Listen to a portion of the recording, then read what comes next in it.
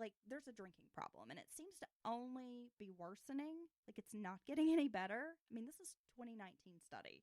Our Wow. story takes place 20 years earlier, so. I mean, it's like this. You get a large number of young people, as you mentioned.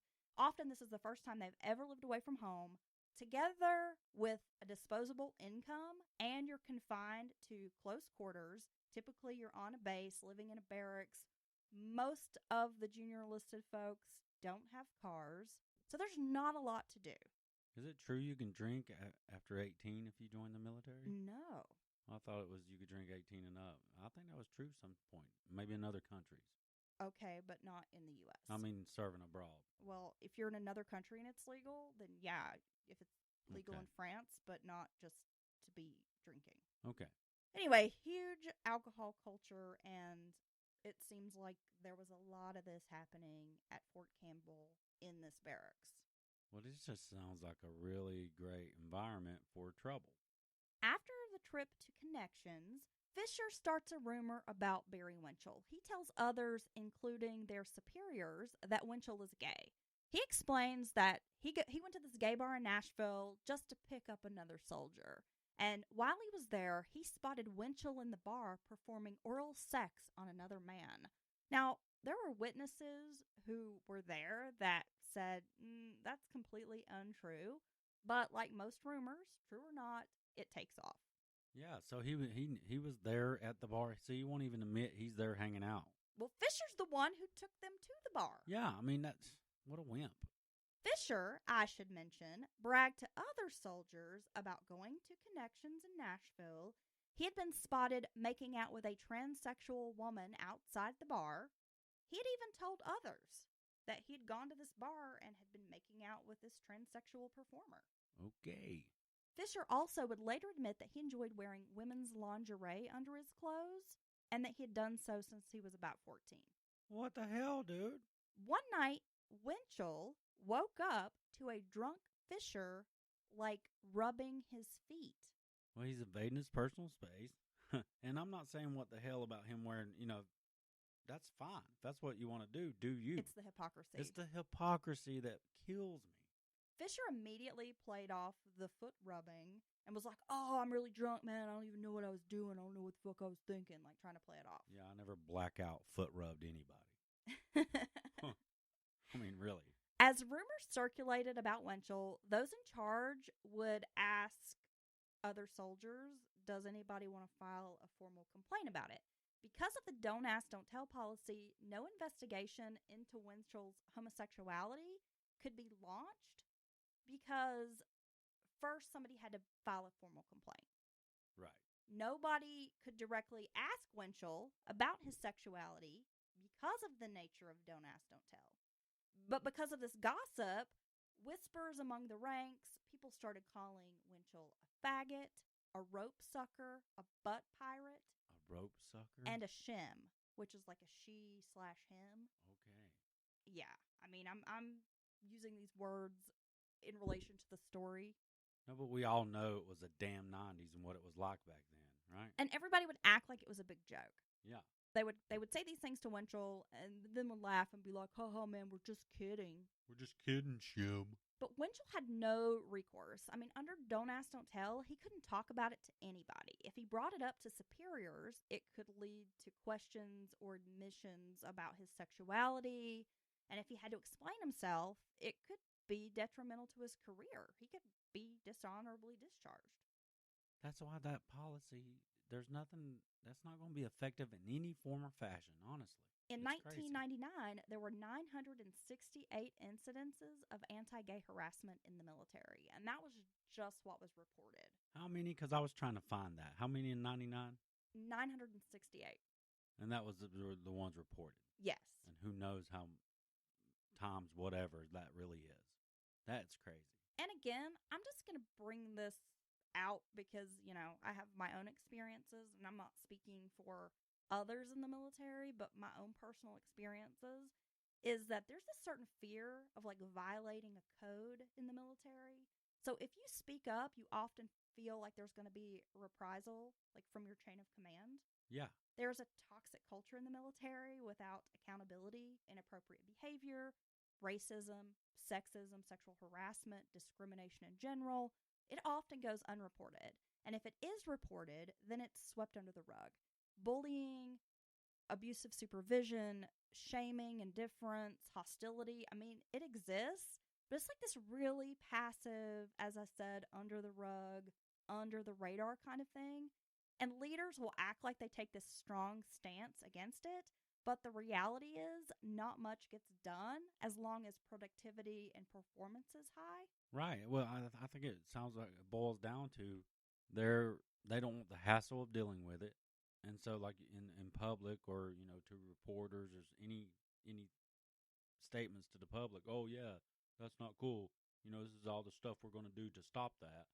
But then when it gets down to actually doing something about it, like you said, it just doesn't make it up the chain of command. And a lot of superiors feel like any report of bad behavior or wrongdoing reflects poorly on the military, their division, them as a leader. Right. So often speaking up is discouraged, even if it's in like a silent kind of way. Yeah, see, I think that's a product of our individualistic nature of our society here in America. Cuts it just right quick, like the concept of suggestion box, right? You're at work or wherever. Any suggestions to make things better for everybody, more cost effective, cool, put it in here. That's a Japanese concept. That's where that was, thought up, if you will. And because they think they're collective, they think about the entire room of people or the entire community. But in America, it's not as effective because the supervisor is not going to give credit to the working guy because he thinks it makes him look bad for either A, not coming up with it, or B, he wants to take credit for it. It's just, that's just, and that's, I think that mentality is what creates all these problems you're listing off. Well, I don't talk about this very often, but I don't care to talk about it here with you guys. I was sexually assaulted in the military. And I mean, you know this, Dylan. When I reported it, I was treated like shit.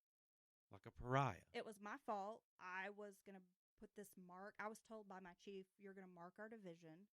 Okay, so they're slut shaming you. It was like all my fault. So it's victim blaming. They made me feel terrible about it. They made me feel guilty when the other person was punished.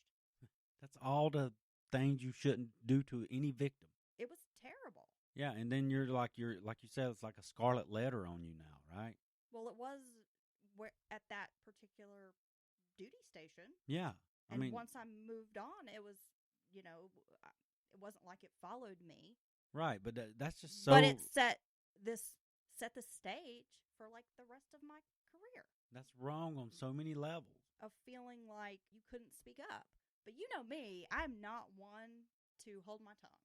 No, I think that's why we get along together, because neither am I.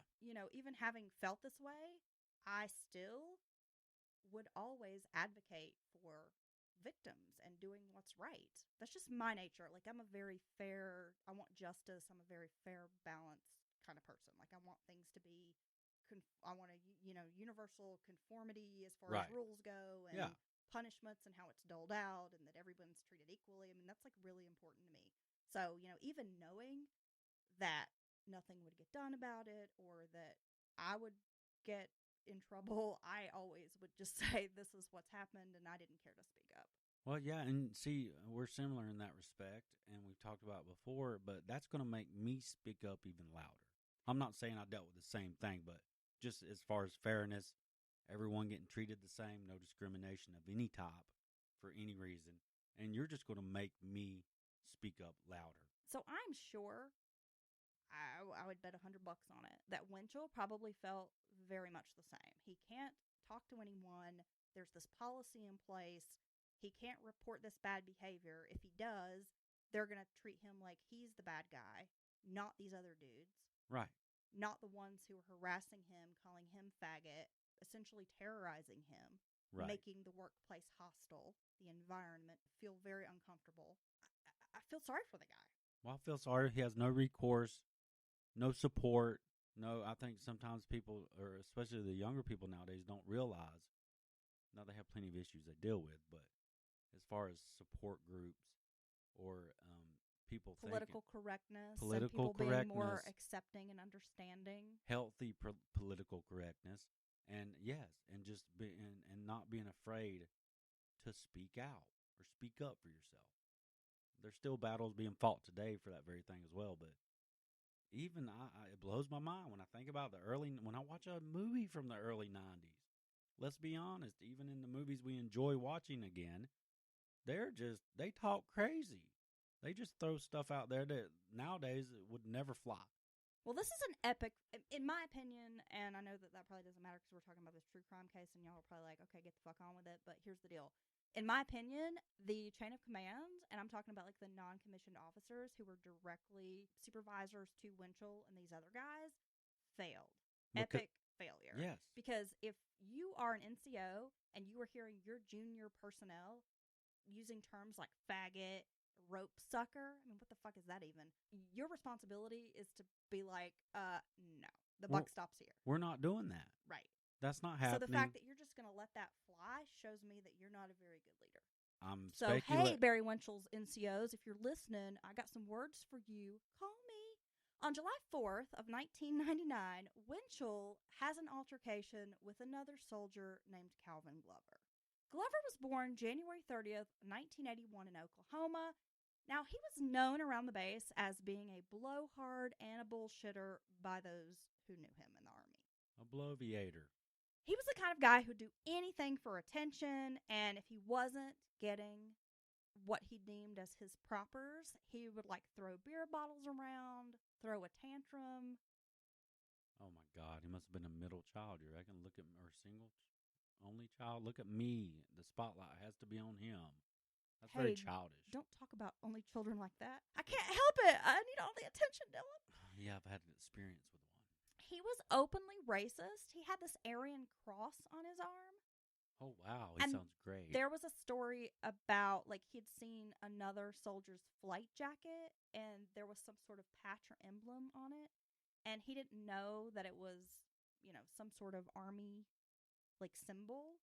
He thought it was, like, some kind of Aryan symbol, and, like, approached the guy, like, yeah, man, cool. I don't like Jews either. And everybody was just like, what? And this guy just sounds like a fucking moron. But anyway, he spoke very poorly about Jews and blacks. He praised skinheads. My God. Soldiers died fighting assholes like that in World War I and II. Glover was a high school dropout, and he had lots of problems as a juvenile. When he was in school, he'd get in trouble for just pulling dumb pranks. Like, for example, just putting a bunch of toilet paper in the toilet and then, like, clogging the toilets up. And would get into trouble for these things. Kids that do that grow up into adults that ride on bathroom walls and don't wash their hands. I'm just going to say it like that. He had a criminal history, burglary, assault, much like Justin Fisher. He went to Job Corps, but he was kicked out of the program. He was known to smoke pot, use meth, huff gasoline. These are great life choices. He was in and out of youth facilities. I mean, his parents were constantly, like, putting him into, like, group homes and shit because he was just out of control. Hey, can you do your bird noise right quick? Which one? Just the... Oh my God, it's a shitbird. It's a shitbird descending upon us. It's an invasion. Holy shit. In the Army, there was suspicion of drug use when it came to Calvin Glover. Soldiers reported that he'd gone home on leave, and when he returned, he was boasting that he had 4.5 grams of meth, which they believed because he seemed wired. Well, here's the thing. I wouldn't, if I was using drugs, which drugs are bad, okay, I wouldn't tell anybody. What a dumbass. And Glover was only in the Army because he had forged some checks, and a judge basically told him, you can go to jail or you can join the Army. See, I don't even understand. I know that probably gives some people an opportunity to turn their lives around, and become a better person. But that's just probably not a good place to start. The judge, I mean, you're just getting a person who's not really geared or ready to do what you need to do in the Army. Right. I mean, I understand they think that this is going to teach somebody discipline. Yeah, I think it's an old mentality, but old if you're school. Just like a shitbird, yeah, you're not. No. So it's not going to work. You're giving the people who don't turn their lives around a pass on jail, and then subjecting other regular people who want to be in the Army to this functioning people who truly want to be there and want to succeed. Yeah. Yeah. Well, I mean, when it comes to these two, Glover and Fisher, Winchell was head and shoulders above and beyond these guys. I mean, he was outperforming